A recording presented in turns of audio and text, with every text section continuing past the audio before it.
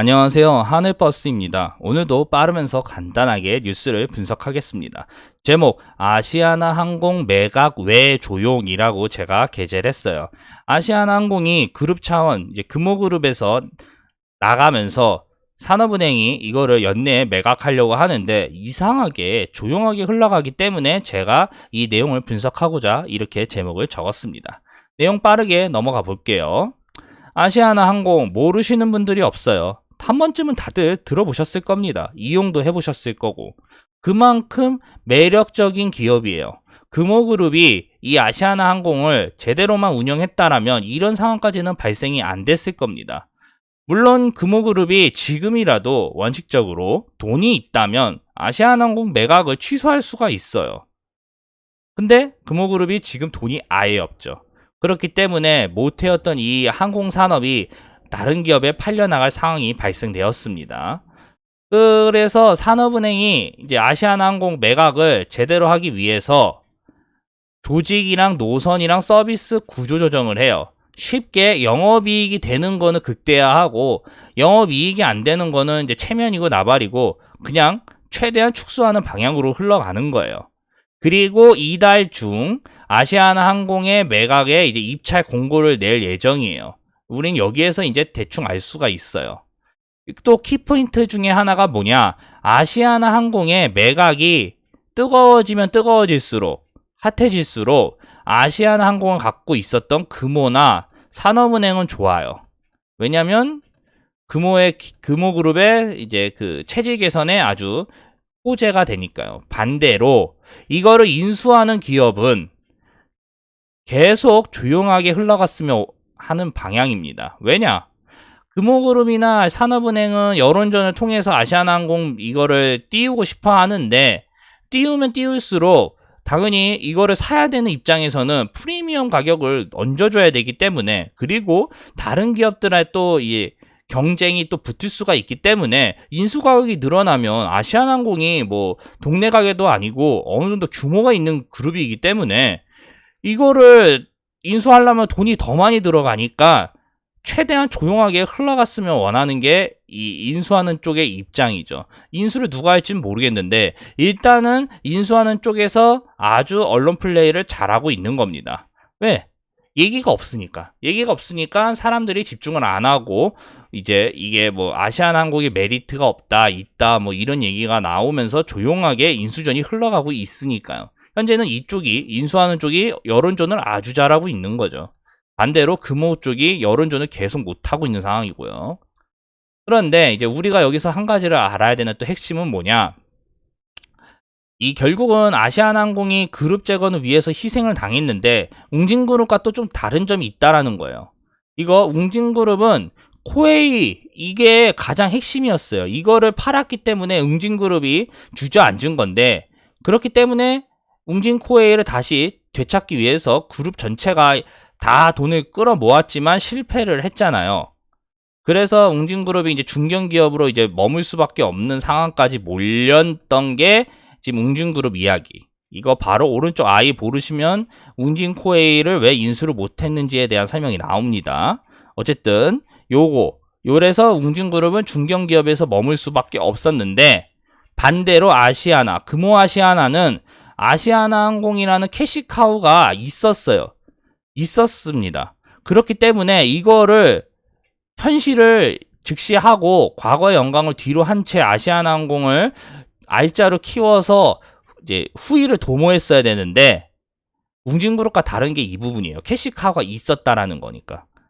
그런데 이제 금호는 그게 과거의 영광이 계속 눈에 이제 뭐 밟혔는지 대우건설, 대한통운 샀었던 그 여파가 뭐 회복이 되기도 전에 아시아나항공을 이제 계속 돈을 뽑아내면서 금호산업, 금호타이어에 돈을 다시 또 넣어버려요. 아시아나항공의 미래를 위해서 번 돈을 아시아나항공에 어느 정도 투자를 하는 게 아니라 이거를 그룹 재편을 위해서 또 희생양으로 삼아버렸기 때문에 금호산업이나 금호타이어를 되찾아서 뭐 시너지 효과를 얻기도 전에 아시아나항공이 바로 주저앉습니다. 그래서 결국은 아시아나항공이 총대를 맸다가 망했다라는 게 이 웅진그룹과 차이점이에요. 그러니까 캐시카우가 있었음에도 불구하고 이걸 현실을 직시하고 미래를 봤어야 되는데 그러지 않았다라는 게 차이점이다 이거예요. 그래서 아시아나항공이 번 돈은 있었는데 3천억, 4천억이 있었어요, 매년.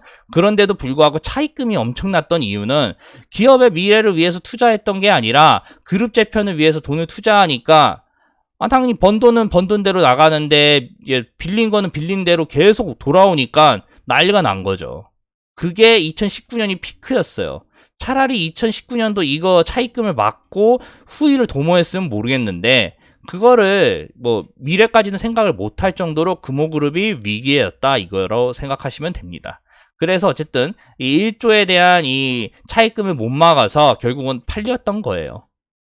그래서 우리의 오늘 이야기의 핵심, 아시아나항공이 그러면 뭐 차입금이 너무 많아서 메리트가 있냐 없냐, 이게 또 오늘 알아야 되는 핵심이잖아요.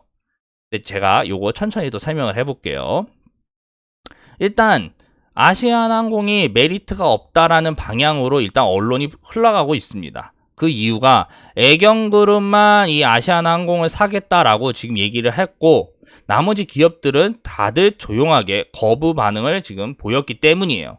근데 우리가 여기서 알아야 되는 핵심은 가장 현금 동원력이 좋고 그 다음에 시너지 효과가 나는 게 SK그룹이에요. SK그룹은 예전에 SK텔레콤을 통해서 하이닉스도 그 부채덩어리라고 생각했던 그 하이닉스도 3조 주고 샀는데 정상으로 돌리는 진짜 여력이 엄청난 회사예요.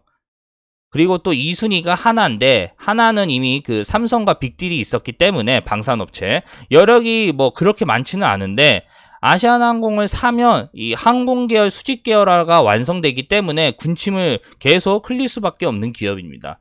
저도 제 생각이지만 SK나 하나는 입지를 할 것 같아요.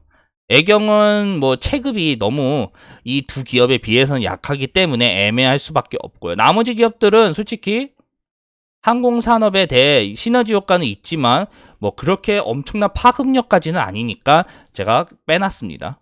어쨌든 이런 상황인데 조용해요, 현재까진. 그래서 아시아나항공이 메리트가 없냐라고 사람들이 많이 생각을 하고 계세요. 그런데 이거를 알아야 돼요. 산업은행의 움직임을 알면 아시아나항공이 메리트가 있다라고 생각을 할 수밖에 없기 때문에 이거를 산업은행이 핵심이라고 봐야 돼요. 뭔 말이냐? 산업은행이 쉽게 예를 들어볼게요. 대우건설 같은 경우 대우건설을 금호그룹이 인수했다가 다시 뱉어냈는데 산업은행이 대우건설을 연내 매각을 안 했어요. 반대로 이 산업은행이 이 대우건설을 체질을 바꾸고 그룹 자체의 이 규모를 축소해서 다시 매각을 추진해요. 이 말은 대우건설의 그 옛날 당시의 규모로는 인수할 주체자가 없기 때문에 지금도 인수할 주체자가 없죠. 그러니까 산업은행이 생각을 했을 때는 바로 내놓으면 안 팔릴 걸 알고 있기 때문에 내가 돈을 어느 정도 이걸 개선을 한 다음에 팔겠다라는 입장이었어요. 이걸 왜 얘기를 했냐? 아시아나항공은 산업은행이 연내 매각을 추진하고 있어요. 왜 연내 매각을 추진할 것 같아요? 아시아나항공이 메리트가 있다고 생각을 하고 있기 때문에 산업은행 생각에선 이거를 체질 개선을 하고 파는 게 아니라 바로 연내 매각으로 나가는 거예요. 대우건설과 또 차이점은 아시아나항공은 국가 기반 산업, 항공산업이기 때문에 해외 자본한테 팔 수가 없어요. 이 말은 국내 자본이 무조건 사야 된다라는 거라 한마디로 인수 주체가 적을 수밖에 없는데 여기를 또 알면서도 불구하고 연내 매각을 한다라는 건 아시아나항공이 매력적이라고 판단하고 있다라는 거예요. 아시아나항공이 매력적이에요. 왜 매력적이냐?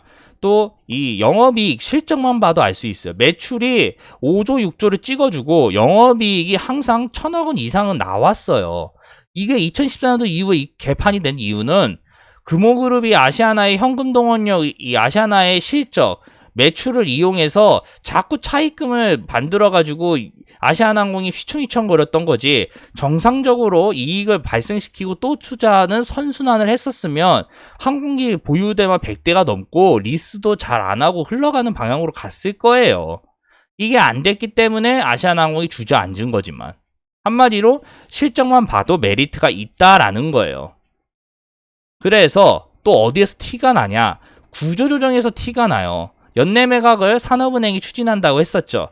그런데도 불구하고 이제 구조조정을 했는데 일단 뭐 명예퇴직, 희망퇴직을 받고 그룹에 이제 강도 높은 슬림화 작업을 했다라고 얘기를 하지만 잘 보면 그룹이 38개 부분에서 224개 팀인데 이게 어느 정도 체질 축소 개편했다라는 게 똑같은데 팀만 3개가 줄었어요. 이 말은 뭐냐? 인원 조정을 굳이 엄청나게 뭐 1000명, 2000명을 내보낼 정도로 할 필요가 없었다라는 거예요. 그러니까 그룹 이 아시아나항공이 기업 자체가 뭐 문제가 있어서 방만한 경영을 해서 그룹이 뭐 무너졌다 이런 게 아니라 얘는 멀쩡한데 돈을 딴 데다가 넣어버리고 빚만 빚대로 계속 받아들였던 그런 마루타, 쉽게 얘기하면 캐시카우였기 때문에 문제가 있었던 거지 기본적으로는 이상이 없었다라는 걸 여기에서 또 알 수 있었던 거예요. 만약에 대우건설이었으면 이런 얘기 안 나와요. 벌써 팀이 뭐 여러 개가 쪼개지고 부분도 쪼개졌죠. 근데 이렇게 안 된 이유는 간단한 거예요. 기업 자체가 이상이 그나마 없었기 때문이죠. 결국 오늘 이야기의 핵심, 이 이야기의 핵심, 아시아나항공 매각이 왜 조용하냐, 이 얘기의 핵심이 뭐예요? 결국은 핵심, 아까 말씀드린 대로 인수하는 주체에서는 조용한 게 가장 베스트예요. 반대로 매각하는 입장에서는 시끌시끌하고 이게 뭐 인수전이 핫해야지 아주 좋은 방향이에요. 근데 현재까지는 인수하는 쪽에 이 언론 플레이가 매우 완벽했다라는 거죠.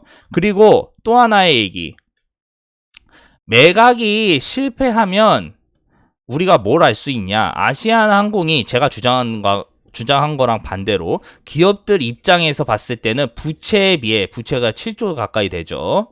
매력이 매우 없다라는 게 확실하게 나타나는 거예요. 이 말은 산업은행 그리고 금호그룹의 부담이 가중화가 돼요. 왜냐하면 금호그룹이 결국 아시아나항공을 눈물에 뭐 어쩔 수 없이 울며 겨자 먹기로 팔았던 이유가 금호그룹을 재편하기 위해서 현금이 필요했던 건데 이거를 챙겨주지 못하는 상황이 발생되니까. 그렇죠. 그리고 부채가 많기 때문에 기업들 입장에서는 메리트가 없다라고 또 생각하는 점. 이게 핵심이죠. 반대로 매각이 성공했다면 아시아나항공은 역시 여전히 매력적인 거예요. 다만 금호그룹이 경영 미스가 문제였기 때문에 이렇게까지 몰락을 했다라는 걸로 우리는 알 수 있다라는 겁니다.